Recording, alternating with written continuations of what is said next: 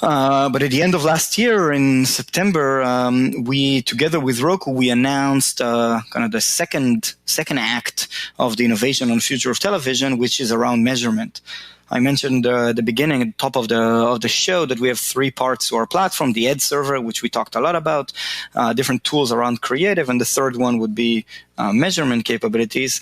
We on the measurement side, this is an area that the television industry, if we talked a lot about things that require innovation, measurement is maybe at the top of the list, because right now measurement on television is dominated by a company called Nielsen, which I'm sure many people know. That the way that they measure television, because of lack of connectivity, is by putting a people meter, a device in people's home in a very, very few households in the United States that act as a sample or as a panel, which presumably should represent every household in the United States. So then there's roughly 20,000 families in the United States that represent the television ecosystem, which there's north of 100 million households in the United States, and maybe 90 or 80 or 90 million households that are watching broadcast television, and they're being paneled by 20,000 that essentially measuring what do people actually watch. But we teamed up with Roku that every one of the devices that carries their operating system, so every one of those TVs that have Roku as an operating system, have a small chip called ACR, stands for automatic content recognition, that essentially knows what you're watching. So it records everything that hits the glass. And it doesn't matter if it hits the glass because it's an app on the Roku platform, let's say Hulu or YouTube or Netflix, or you plugged in via an HDMI your set-top box, or you plug in an antenna to the TV, or even you have a DVR or VHS plugged into your television. Doesn't matter if it's rendered on the screen, then Roku would know what it is. They do a second by second or almost a frame by frame matching to a catalog, and then know what exactly you're watching and at what time code. This is all opted in. You don't have to contribute this data, but most people do. We get this data. We don't care about the individual household, but we can use that as you don't need a panel anymore where every television is telling you what exactly you're watching. So we're on a mission to reinvent that television measurement in a much better way. Where is that fingerprint happening, Tal?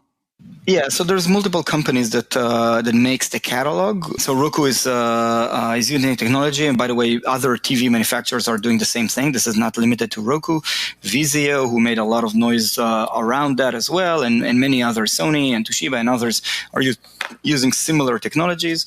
What's on the device is mainly picking up multiple pixels, hashing it together, and sending it to the cloud. The matching to the catalog is not happening on the device. There's clearly no need for that. And there are several companies that creates this catalog and does essentially the pattern matching between the set of temporal data of that set of frames, consecutive frames, to a catalog to know exactly what you're watching. Is it what show, what episode? Is it an ad? And then is that... So one thing is to know the catalog. The other one is to know what is on right now. It's a very complicated problem because sometimes you are you may be watching it live, again tuning into ABC, but right now because that show is a local show, you would watch it streamed by the Kansas City, Missouri ABC affiliate, and it's not a national show, so you can't really match it to a catalog and know is it live or not live. And then when it comes to ad, it gets even more complicated because some of the ads are inserted in real time. So you need to know that that ad is inserted in real time. So then it doesn't impact the idea of the stream. You didn't really change the channel.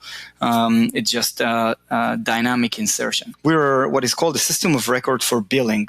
So I mentioned that roughly a third of the ads are being transacted by us.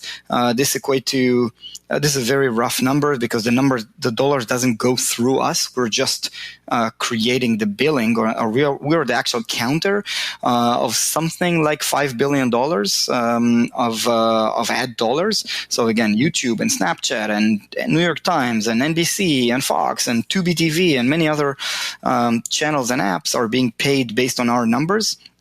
And in order for that, we need to do a lot of filtration, detecting what is fraud, and making sure there's no false positives, and many other things like that. And for it, we go through an audit process.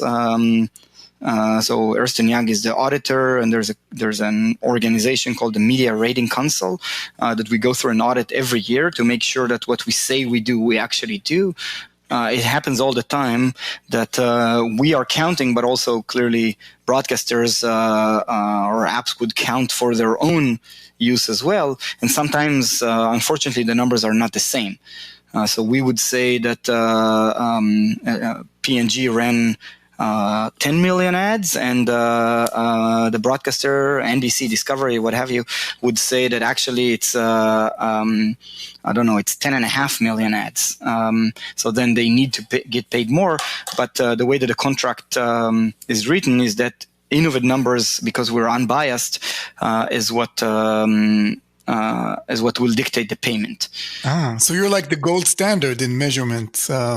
But it's a very interesting world. It's an ever-changing world. So counting an ads 10 years ago and counting ads today is a very, very different business.